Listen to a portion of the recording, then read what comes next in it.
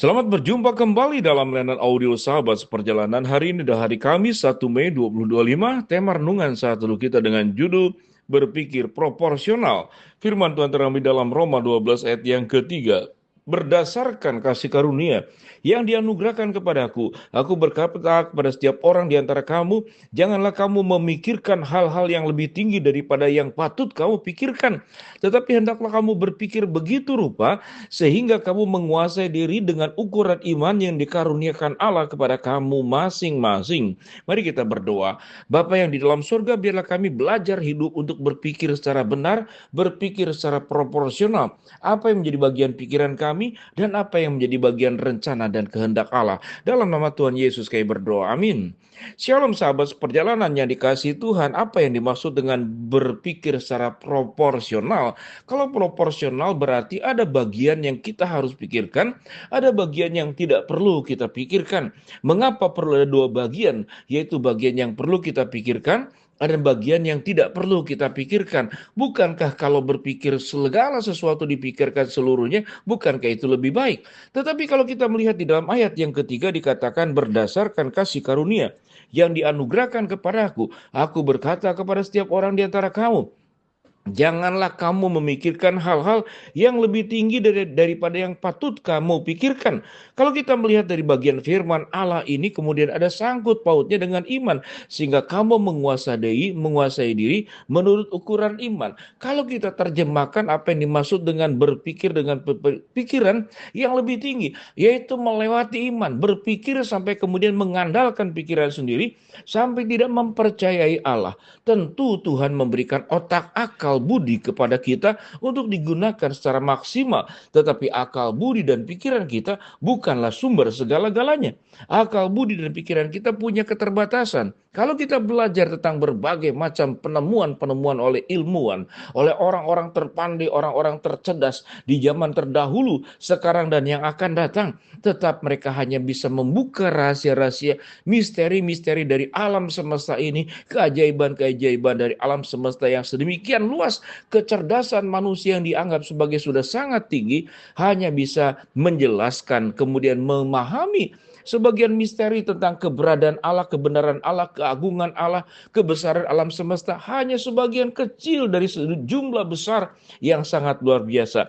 Itu yang dikatakan, kalaupun kita berpikir dengan pikiran yang lebih tinggi, kita tidak pernah akan bisa memahami, karena manusia setinggi-tingginya berpikir, pikirannya berada di dalam keterbatasan dan tidak akan sanggup menembus keterbatasan tersebut. Artinya, pikiran manusia punya keterbatasan di atas dan di luar pikiran yang kita tidak sanggup melakukan. Di sanalah yang disebut dengan iman, di sanalah yang disebut dengan kebersandaran kepada Allah yang Maha Kuasa, mempercayai Allah sebagai sumber pengetahuan, sumber kecerdasan, sumber akal budi, sumber hikmat, segala sesuatu yang bersumber dari Allah. Apa pelajaran yang kita dapatkan di dalam berpikir proporsional?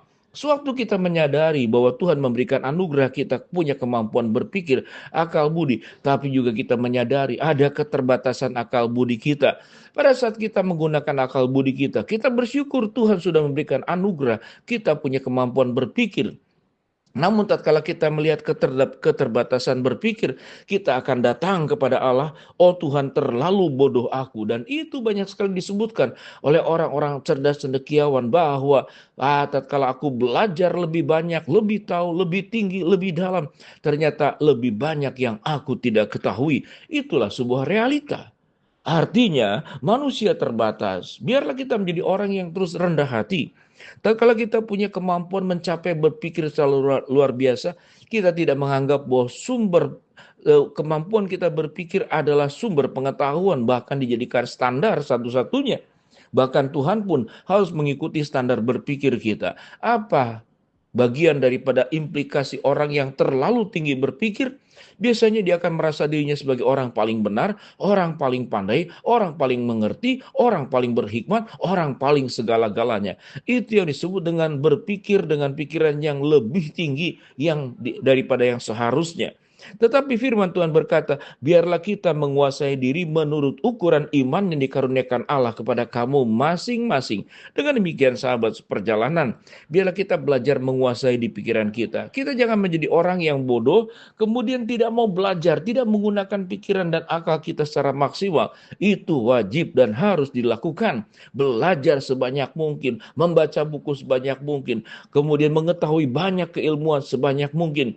Tetapi kita harus tahu bahwa sumber pengetahuan yang tertinggi, yang tersempurna, yang termulia, yang teragung hanyalah Allah, dan kita tetap sepandai-pandainya kita di hadapan Allah dibandingkan dengan pengetahuan dan hikmat Allah, betapa kecil dan minimnya kita sehingga kita boleh mengatakan terlalu bodoh. Semakin aku belajar, aku semakin merasakan terlalu bodoh aku. Dengan demikian kita punya kerendah hatian. Sahabat seperjalanan, dengan cara berpikir proporsional, kita akan menjadi orang yang menjalankan kehidupan ini dengan benar. Kita tahu dengan jelas tatkala kita belajar banyak hal, kita tetap menjadi orang yang rendah hati. Tetapi kita pun bukan berarti tatkala berpikir proporsional, lalu kita tidak menggunakan akal budi kita. Tuhan meminta kita menggunakan akal budi kita. Bahkan di dalam doa, engkau harus berdoa dengan akal budi. Engkau pun harus berdoa dengan rohmu yang sudah katakanlah sudah diberikan oleh Tuhan kepada kita, roh yang sudah dikuduskan. Dengan demikian sahabat seperjalanan, biarlah kita menjadi orang, kalau kita mungkin tidak sepandai orang lain, tidak perlu minder, tidak perlu rendah diri. Tetapi kalau kita merasa menjadi orang yang sedemikian pandai, apalagi kemudian kita memiliki banyak gelar, jangan merasa cerdas sebagai cendekiawan, lalu semua orang harus menghormati engkau.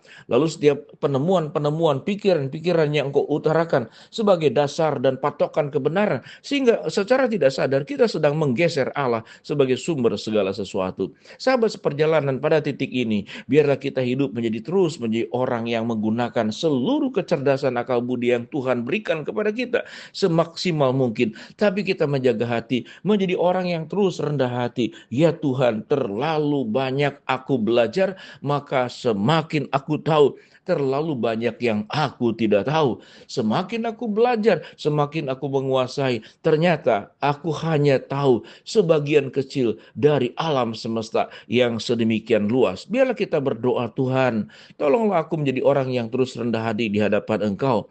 Setiap aku belajar menemukan segala sesuatu, aku melihat keagungan Allah. Setiap aku menguasai satu hal, aku melihat kebesaran Allah. Betapa luasnya alam semesta, betapa luasnya pengetahuan Allah, betapa kayanya kecerdasan yang Allah miliki. Biarlah aku menjadi orang cerdas, tapi aku juga menjadi orang yang rendah hati, hidup sesuai dengan jalan daripada Tuhan. Jauhkan daripadaku arogan, kesombongan, hidup merasa paling benar, harus menjadi patokan. Setiap orang lain harus berpatok kepada pikiranku. Jauhkan seluruh dosa-dosa itu dari hadapan aku, Tuhan. Biar sahabat seperjalanan kita memiliki hati yang terus rendah hati di hadapan Tuhan, terus belajar menjadi lebih baik, tetapi belajar menghargai. Setiap kita di hadapan Tuhan, sesungguhnya hanya orang-orang bodoh yang tahu sedikit. Orang-orang yang tidak tahu banyak, jangan merasa sebagai orang yang pandai lalu merasa melebihi dari Tuhan. Mari kita berdoa. Bapa dalam surga, terima kasih buat kebenaran firman Allah yang kami pelajari. Biar kami berpikir proporsional, kami memikirkan segala sesuatu sesuai dengan kebenaran Allah dan tidak merasa lebih pandai dari siapapun. Hamba berdoa sahabat seperjalanan yang sakit, Tuhan jamah sembuhkan. Sahabat seperjalanan yang sedang menghadapi masalah, Tuhan bukakan jalan. Sahabat seperjalanan yang sedang berdoa mengharapkan sesuatu, Tuhan kabulkan dengan waktu dan rencana Tuhan yang terbaik. Di dalam nama Tuhan Yesus kami berdoa. Amin. Shalom, Tuhan memberkati kita semua. Berpikirlah secara proporsional. Amin.